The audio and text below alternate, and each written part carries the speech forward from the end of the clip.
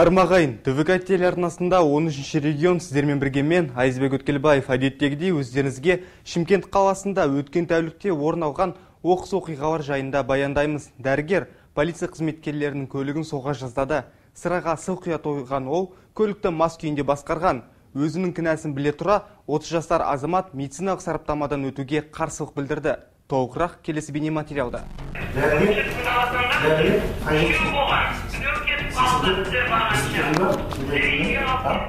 Мына ер азамат қаламыздағы ауруханаларының бірінде дәрігер болғандығына қарамастан көлікті мас халде тізгіндеген. Оған қоса ер азамат полиция қызметкерлеріне мәселені шешейік деп ұсынған. Алайда құқық қорғау органдарының қызметкерлері ер азаматты сараптамадан өткізіп, оған шара қолдануды көздеді.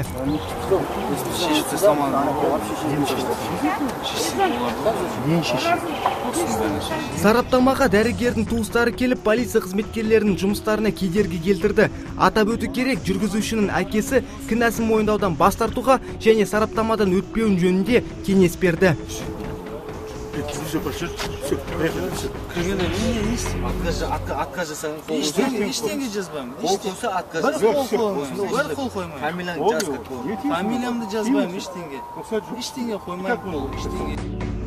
Жас жігіт сараптамадан өту барысында алкогольдік ішімдікті емес, қымызды іштім деп айтып өткен. Алайда біраз уақыттан соң ол сыраны ішкенін ақыры мойындады.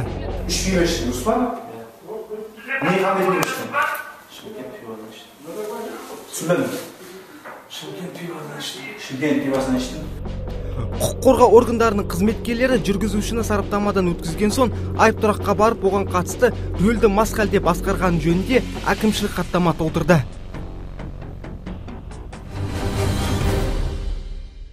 Қаламызда өткен тәулікте Майлы Қожа көшесінде тағы бір бұзақылық тіркелді.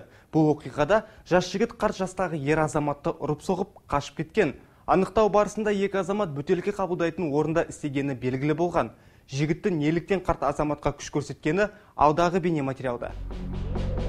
Мына қарт жастағы ер азамат жас жігіттің таяғының астында қалған. Зардап шегушінің айтуынша, жас жігіт екеуі бөтелке қабылдаған. Ал жұмыс уақыты бітіп, ақшаны бөлісуге келгенде, жігіт оны белгісіз себептерден ұра бастаған. Алдына ұрып соққан жоқ, алдап алып кеткен ақшамды. Қанша? 20 мың теңге, сонда кейін барып жаңағы екі телефон. Біреуі Билайн, біреуі Актив. Ол арыз жатыр анау Әл-Фарабиде. Кім екен танисыз ба жалпы? Танымағанда өзімен бірге істейтін бала ғой. Бірақ бұрын істеген емес жұмыс. Оқиға орнына келген әкімшілік полиция тобының қызметкерлері анықтау жұмыстарын жүргізді. Нәтижесінде көрші үйде орналасқан қонақ үйдің қызметкерлері күдікті жігітті танитынын анықтаған. Алайда қонақ үйдің әкімшісі полиция қызметкерлерін балағаттап, сұрақтарына жауап беруден бас тартқан. Ау, демесе маған. Кеше келе сал. Не дейді? Сонда сен маған адам үшін соңбақсың ба? Сен кімсің маған? Сен кімсің маған, а? Сен кімсің маған адам үшін? Менің жерімдесің, бұдыңғы қабылдабасың, сен білесің ба соны? Мен кім екен танытайын ба саған? Оған еркін еркін. Еркін сен қазір звондавай, Роза әпшең сол айтты деп. Сен шалмен ертеңде жұмысың болсын сенің, а? Не? Маған тыныштық бер, мен жұмыс істеп жатырмын жерде. Саған тыныштық беріп отырмыз ғой, ана қызмет жүріп тұр, жаңағы Қайраттың кім деп отырмын? Қайраттың да сенің де аузың Қайрат мен кіргізет деп осыма мерге? Мен жеке меншік жерім, мен кімді кіргізем, кімді кіргізбеймін. Надо будет ертең сені қуып та жіберем ерден, білесің ба? Сен кіммен сөйлескің кеп отыр сен? Шал. Итке звонда бар, прокуратураға звондамаған десең. Құқық қорғау органдарының қызметкерлері қарт жастағы кісіден арыз шағымын қабылдап, анықтау жұмыстарын жүргізуде. Қазіргі таңда жас жігітке қатысты іздестіру жұмыстары жүргізілуде. Түнгі сағат 3:30 шамасында ескі қалашық маңында жаяу жүргіншіні қағып кету оқиғасы орын алған. Белгісіз автокөлік жаяу жүргіншіні қағып кетіп, оқиға орнынан бой тасалаған. Зардап шеккен 35 жастағы ер азамат көліктің мемлекеттік нөмірін есіне сақтап алған. Толығырақ келесі бейнематериалда. Мына ер азаматты белгісіз көлік қағып кетіп, оқиға орнынан қашып кеткен. Жаяу жүргіншінің айтуынша, оқиға қас қағым сәтте орын алған. Алайда ер азамат орташа дәрежедегі жарақаттар алғанына қарамастан, көліктің мемлекеттік нөмірін есте сақтап алған. Гольф тройка, нөмір қандай? 348 екі адам үстінде тастап кетті. Қай жерде болды? Мешіттен өткеннен кейін. Сіз қаяқтан келе жатқаныңыз, аға? Мен такси тоқтап тұрмын сөйлеймін. Ал мына жүргізуші болса, жаяу жүргіншіге көмек көрсетіп, полиция қызметкерлерін шақыртқан.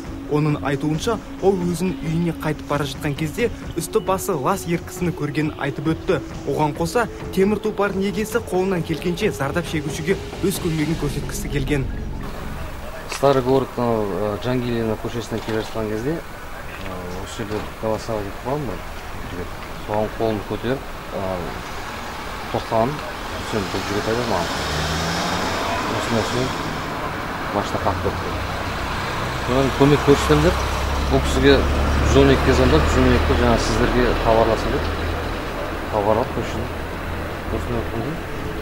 Оқиға орнына келген жол-патрульдік полиция тобының қызметкерлері мен жедел жәрдем бригадасының қызметкерлері жаяу жүргіншіні жергілікті ауруханаға жеткізген. Ал қазіргі таңда жаяу жүргіншіні қағып кетіп, оқиға орнынан бой тасалаған көлікке іздестіру шаралары жүргізілуде.